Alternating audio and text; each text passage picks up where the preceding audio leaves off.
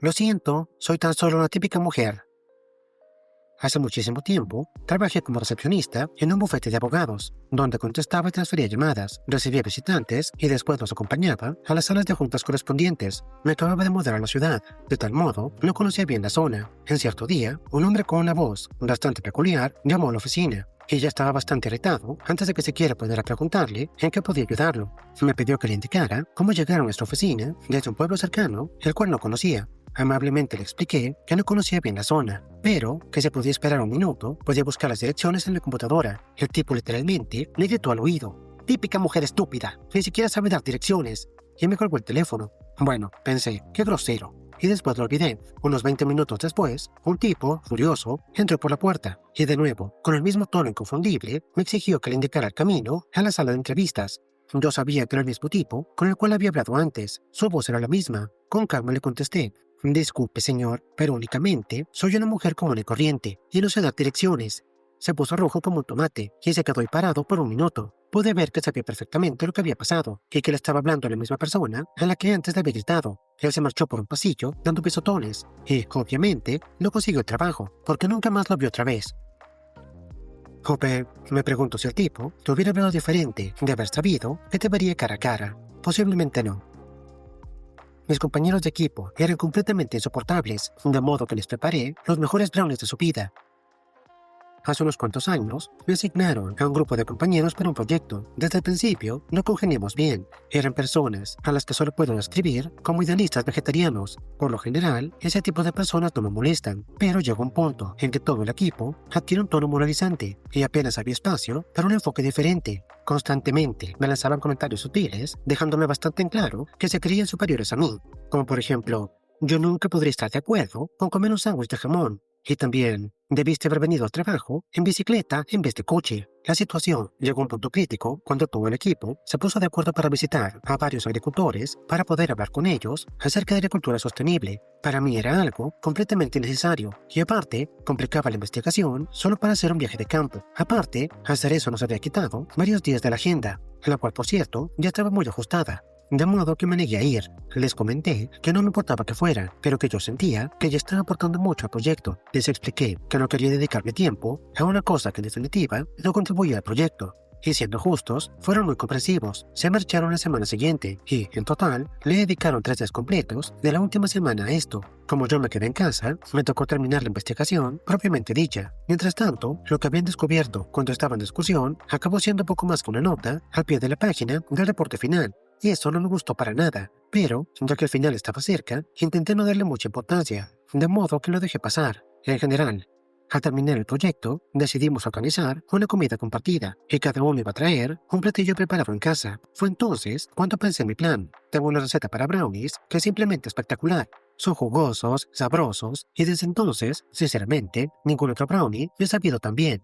De ese modo, para la comida compartida, llevé una bandeja llena con esos brownies, y por supuesto les encantaron. Todo el mundo comió más de uno, y la bandeja fue vaciada antes de acabar el día. Después vinieron las peticiones de la receta. «Oh, Dios mío, están riquísimos. Por favor, mándame la receta». Y también: «Están increíbles. Ocupo esta receta». Yo, por supuesto, les prometí que más tarde se las iba a mandar, pero de hecho, nunca lo iba a hacer. Seguí inventándome excusas como: «Oh, lo siento, se me olvidó. Sin falta te la mando esta noche». Finalmente, terminamos el proyecto, sacamos buenas notas y cada uno continuó su camino. Pero, incluso años después, de vez en cuando, aún me llegan mensajes de algún miembro del grupo, aún pidiendo la receta. Los ignoro todos. Me siento satisfecha al saber que posiblemente nunca van a volver a probar un brownie mejor que los míos, lo cual me parece un castigo bastante justo por lo que fue una pequeña molestia.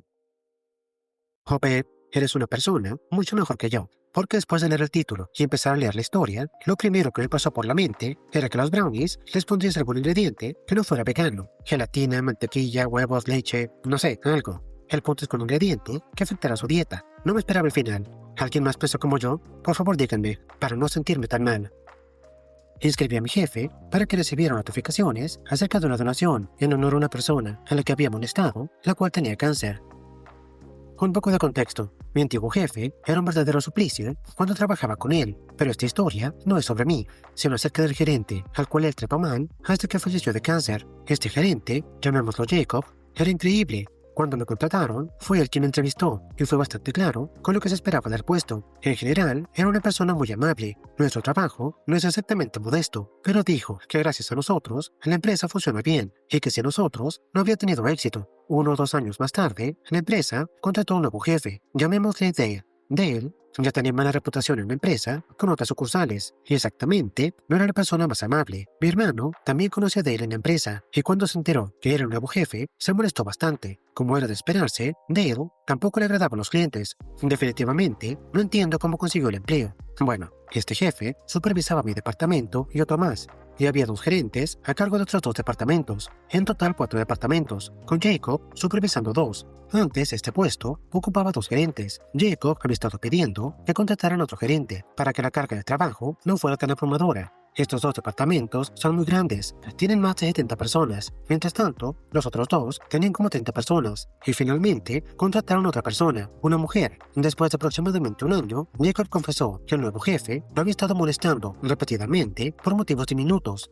Por ejemplo, porque una pintura no era del tono de rojo adecuado, o que no se quedara a ayudar cuando tenía que irse a la hora prevista. Él nos dijo que en todos sus años trabajando ahí, e incluso en cualquier otro sitio, nunca lo habían molestado. Para jubilarse, le faltaban menos de 5 años, y estaba hablando de pasar el resto de ese tiempo trabajando en un McDonald's, solo para poder alejarse del ambiente hostil. La empresa no hacía nada al respecto, y Recursos Humanos básicamente le estaba acusando de inventarse todo, decidiendo creerle a Dale, argumentando que Jacob se merecía las amonestaciones. Estábamos trabajando en los proyectos de primavera cuando nos llegó la noticia acerca de que, durante una entrevista, Jacob se había quedado dormido. La mujer, llamémosla Katy, le dijo a Dale que estaba preocupada por la salud de Jacob. Katy, que es un caso aparte, no tenía experiencia en nuestro departamento y solo consiguió el puesto porque su oficina estaba al lado de la oficina de Dale. A pesar de que varias personas calificadas habían aplicado para el puesto, líderes de proyecto de toda la empresa habían aplicado, algunos de ellos con más de 15 años de experiencia. A la gran mayoría no nos caía bien Katy, porque nos asignaba proyectos que realmente no tenían ningún sentido, o sugería ideas las cuales prácticamente no podían funcionar, o que de implementarlas solamente conseguirían hacer el proyecto más largo. Dale, temporalmente, suspendió a Jacob, pero de inmediato contrató un reemplazo. Dicho reemplazo era tan solo un jovencito, apenas un adulto, tenía 18 años y no tenía experiencia. Ahora nuestro departamento estaba siendo dirigido por personas que no tenían ni la más remota idea de qué estaban haciendo. Después, una de mis compañeras más veteranas me comentaba que en la iglesia veía juntos al reemplazo y a Dale, siempre platicando, así que pueden imaginarse lo molestos que estábamos. De modo que ahora, tomando en cuenta que Dale había molestado a Jacob en repetidas ocasiones, estábamos pensando que intentaban despedirlo, independientemente si el asunto era un problema de salud o no. Resulta que sí.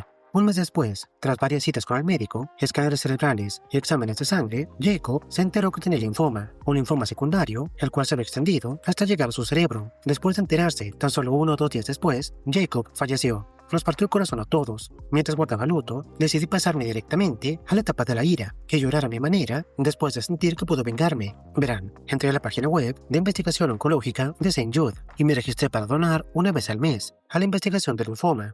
Pagué con mi dinero, pero usé el correo electrónico y la dirección del trabajo. Verán, cuando donas dinero a St. Jude, te permiten escoger cuánto dinero quieres donar en honor a alguien. Yo escogí a Jacob. Mi jefe recibió un correo agradeciéndole su donación a Jacob para la investigación del linfoma. No me importa si cancela los correos. Yo tan solamente quería que recibiera tan solo un correo agradeciéndole la donación y tal vez algún correo explicándole cómo volver a donar. Esto pasó hace muchos años, pero sentí que hace falta compartirlo.